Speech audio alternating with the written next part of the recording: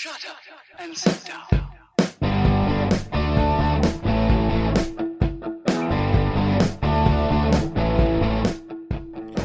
Welcome to Being on Stage, the only podcast that gives you motivation, inspiration, and confidence to be better on stage. No matter how you entertain, sing, dance, band, comedian, public speaking, MC, drag, burlesque, performance art, or street performer, this is the show for you. Hey, rock stars, what's going on? Your host of the Being on Stage podcast. I am Reggie Dawson. Thanks for tuning in. I appreciate that. First and foremost, I want to give a big old shout out to a recent call I had with Rebecca. I mentioned her on the last podcast. We had a second call, actually, and she's got a big show coming up this week. So I just want to ask all my podcast listeners, please send all your positive vibes and prayers to Rebecca. She's going to crush it on stage, absolutely be amazing. And one thing, and actually she's kind of inspired this podcast. So sorry to embarrass you, Rebecca, but you inspired yet another podcast. We were talking about recording your performances, and first of all, you should record your you should record your rehearsals as well. It's the one thing it's how you're gonna learn from yourself, really, and how you're gonna grow.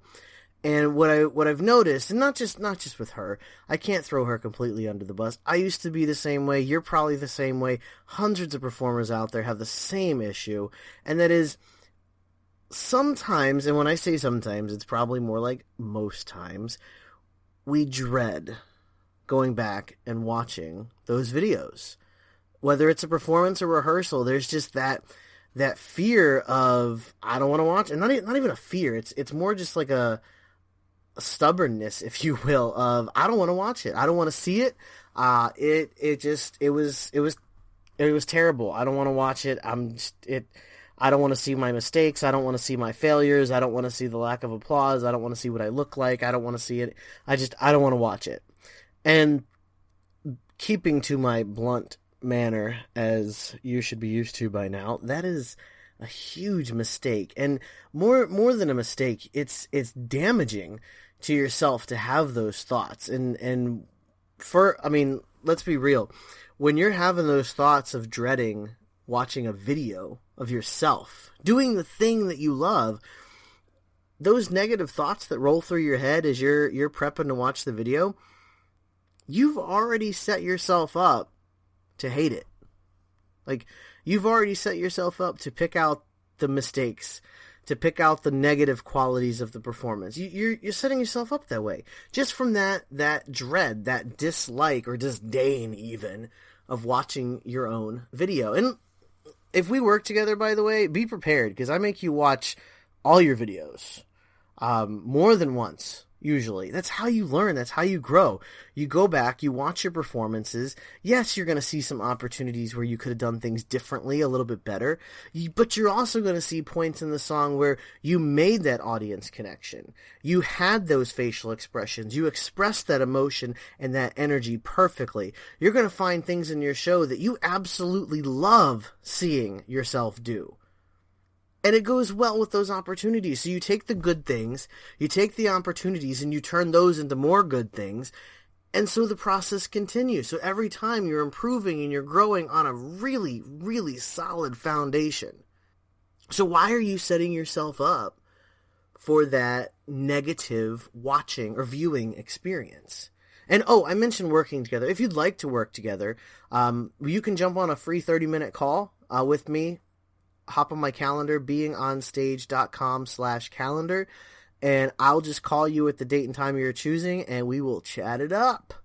Work on what you're going through, get you a solid plan, give you some things to set in motion, and get you moving forward to that performer that you see yourself being, that performer that you envision when you close your eyes and go to sleep at night. That person's who I can help you become. Yes, you can absolutely do it yourself. But if you want to get there faster and you want to have someone hold you accountable and give you that boost that you need, hop on the calendar, guys. Really, let's work together. So back to watching videos. One of the things that I want to make sure that every person that listens to this podcast hears. Okay, so pay very close attention. If you never listen to another episode of Being on Stage again, which I want you to. I really do. You can click subscribe and make sure you do. But if you never listen to another episode again, please hear this. If you want to get rid of that fear of watching yourself, you have to become the performer that you want to watch. You have to make the performance that you want to see. The mood, honestly, the mood of watching your performance on video should be, I can't wait to see this. This was so great. I love the fact, I loved everything about performing. I loved it. I loved it. I love it. It was great. Even when there are mistakes, there should still be a part of you that looks forward to seeing that video because you're the performer that you envision. And how you become that performer, how you step into that role that you want to play, there's two ways to do it. There's the quick way and the slow way. The slow way is working on yourself, building up your confidence, honing on your talent, rehearsing time and time again, slowly adding new things into your performances, new movements, new choreography, new personality, new energy. Then there's the fast way. And the fast way, I prefer the fast way. You should too. The fast way is literally just become that performer. It doesn't matter what anyone else thinks. It doesn't matter their opinions of you. Yes, when you are on stage, it's all about the audience because you got to make the connection. You got to bring the energy. You got to make them feel what you're putting out, if you know what I mean, if you're going to progress in your career. But when we talk about opinions and we talk about specifically negative opinions, who cares? Negative opinions come from people that wish they could do what you do. Okay? So you don't even need to put any thought, effort, or mind or anything into negative opinions that people have of you. Even, it doesn't matter who, even if it's your mother. If she's got a negative opinion of your performing, it doesn't matter. Period. But all you have to do is just step into being that performer that you want to be. That performer that you want to watch. When you pick up the video, when you pick up your phone or your tablet, or hey, if you actually got to watch on a computer, or if you're real old school, if you got to pick up the camcorder and watch the video, your thoughts shouldn't be that of dread or fear or uneasiness. It should be excitement and, yearning for growth.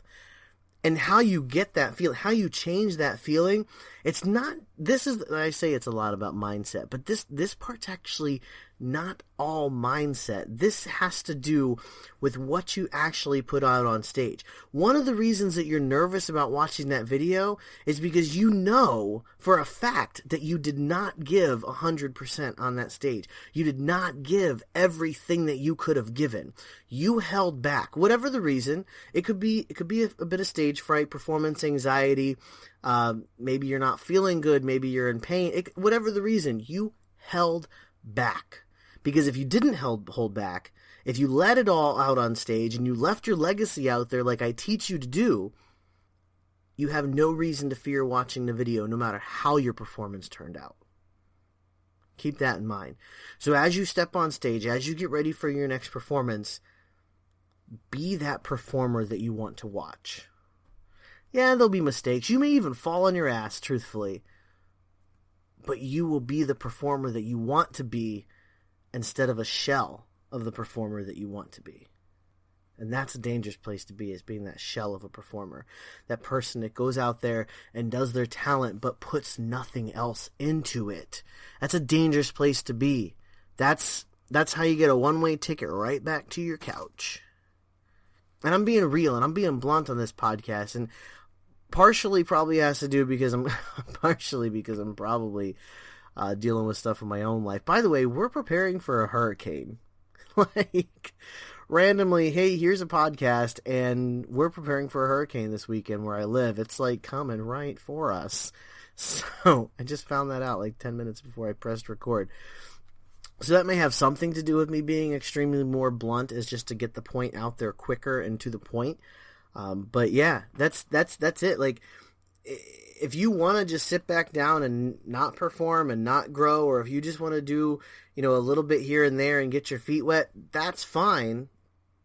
But if you really want to explode on stage and you really want to leave that legacy out there and leave your mark on the world as a performer, you got to step into that role, man. You can't live your life dreaming about it and thinking about it. You got to take one foot, slap it right down in front of the other, and step your ass into the role that you want to play as a performer. That's it. That's the bottom line. So again, if you remember nothing else and you never listen to another podcast because you think maybe you don't like me, and that's okay. You know, like I said, negative opinions, not a problem in the world. If you never listen to another podcast again, and this is the only one you tune into, just remember that. Step into the performer that you want to be. Be the performer that you want to watch. Hop on my calendar and I can help get you there.